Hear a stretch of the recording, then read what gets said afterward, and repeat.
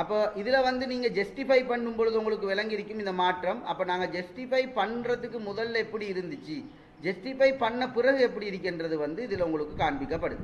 சரியா? ஓகே. அப்போ இதில் ரைட் சைட் சென்டர் இருக்கு. இந்த சென்டர் கொடுத்தீங்கன்னா இந்த மாதிரி அடிப்படையில் வரும். நார்மலாக வந்து ரைட் சைட் கொடுத்தீங்கன்னு சொன்னால், சாரி லெஃப்ட் சைட் கொடுத்தீங்கன்னா உங்களுக்கு நார்மலாக நீங்கள் வளமையாக டைப் பண்ணுற மாதிரியே வரும். சரியா?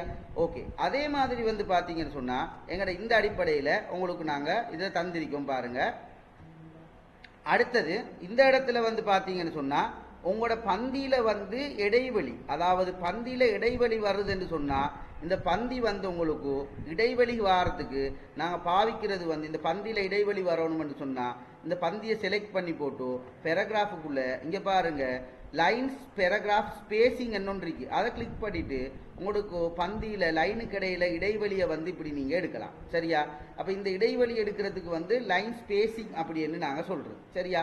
ஓகே. ஒரு பந்திக்கு கலர் அடிக்கணும், அதாவது வந்து இந்த பந்தி இப்படி செலக்ட் பண்ணி போட்டு இந்த பந்திக்கு வந்து நீங்கள் கலர் அடிக்கணும்னு சொன்னால் பெயிண்ட் பக்கெட் காணப்படுது. இந்த பெயிண்ட் பக்கெட்டை நாங்கள் இதில் கிளிக் பண்ணி போட்டு தேவையான கலரை வந்து அந்த பந்திக்கு வந்து இப்படி அடிக்கலாம். சரியா? அப்போ பந்திக்கு கலர் அடிக்கிறது வந்து நாங்கள் பார்த்துட்டோம். இப்போ அடுத்தது வந்து இதில் காண்பிக்கப்பட்டிருக்கிறது வந்து பாருங்க, ஒரு பந்திக்கு வந்து எப்படி லைன் போடுறது, அதாவது இந்த இந்த பந்தி இப்படி செலக்ட் பண்ணி போட்டு, சரியா, இந்த பந்தியை இப்படி செலக்ட் பண்ணி போட்டு இதில் வந்து நீங்கள் பேராகிராஃபுக்குள்ளே போனீங்கன்னு சொன்னால் இதில் பாருங்கள் போர்டர் ஒன்று இருக்கு. இந்த போர்டருக்குள்ளே போனீங்கன்னு சொன்னால் இந்த பாருங்கள் இந்த போர்டரில் அவுட் சைட் போர்டர் ஒன்று இருக்கு. அவுட் சைட் போர்டரை கிளிக் பண்ணீங்கன்னு சொன்னால் இப்படி வரும். ஓகே. அடுத்தது இந்த கீழே பார்த்தீங்கன்னு சொன்னால் விளங்கும் உங்களுக்கு. எக்ஸாம்பிள் 1 வந்து இதில் க்ரோசரிஸ் வந்து இதில் பாருங்கள் ஆப்பிள் பனானான்னு இருக்குது. அடுத்த எக்ஸாம்பிள் 2ல் வந்து 1 2 3 4 இருக்குது.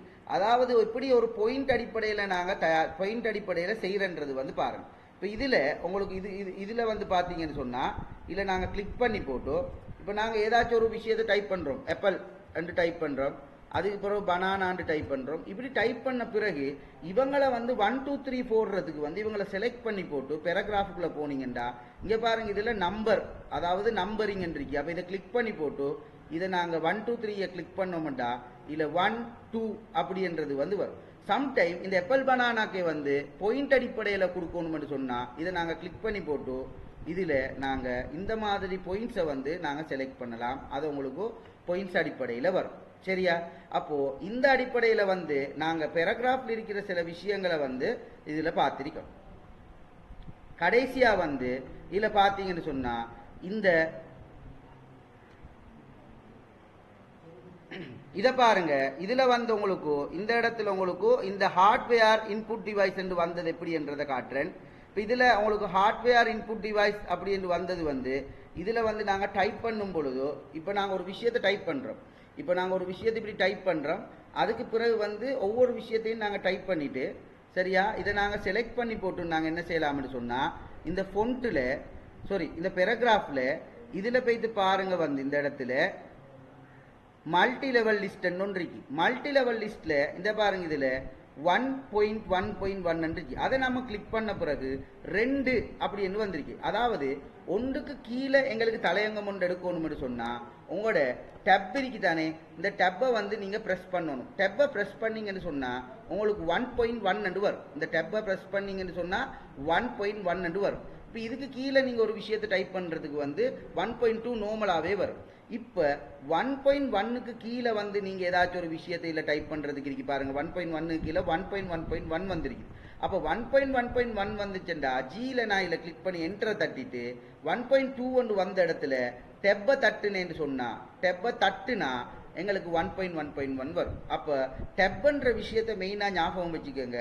டெப்புன்றது தான் எங்களுக்கு 1.0 கூடி போகிறதுக்கு பாவிக்கிறது. இப்போ 1.2க்கு வந்து ஏதாச்சும் ஒரு விஷயம் வரணுமெண்டா டெப்பை தட்டினீங்கன்னு சொன்னால் 1.2.1 வரும். இப்போ அடுத்ததா உங்களுக்கு 1 முடிச்சுட்டு 2க்கு வரணும்னு சொன்னால் என்டரை தட்டி திரும்பி என்டரை தட்டி திரும்பி என்டரை தட்டினீங்கன்னா தான் 2 வரும். சரியா? இதே அடிப்படையில் தான் வந்து உங்களுக்கு வந்து இந்த பயிற்சி வந்து இருக்குது. சரியா? ஓகே. இப்போ அடுத்ததாக வந்து நீங்கள் இதில் 2 விஷயம், கடைசி 2 விஷயம் இருக்குது. ஷோர்ட் பண்ணுறது, அதாவது நீங்கள் ஏதாச்சும் ஒரு இப்போ ஆப்பிள் பனானான்னு இருக்கு வைங்களேன். இந்த ஆப்பிள் பனானா வந்து செலக்ட் பண்ணால் ஏபின்றது வந்து சரியாக ஓர்டர்லாம் இருக்கு. இப்போ ஏபி ஓர்டரில் இருக்கேன்னு சொன்னால் இதில் வந்து எங்களுக்கு இந்த ஏபி ஓர்டரில் இருக்கிறத வந்து நாங்கள்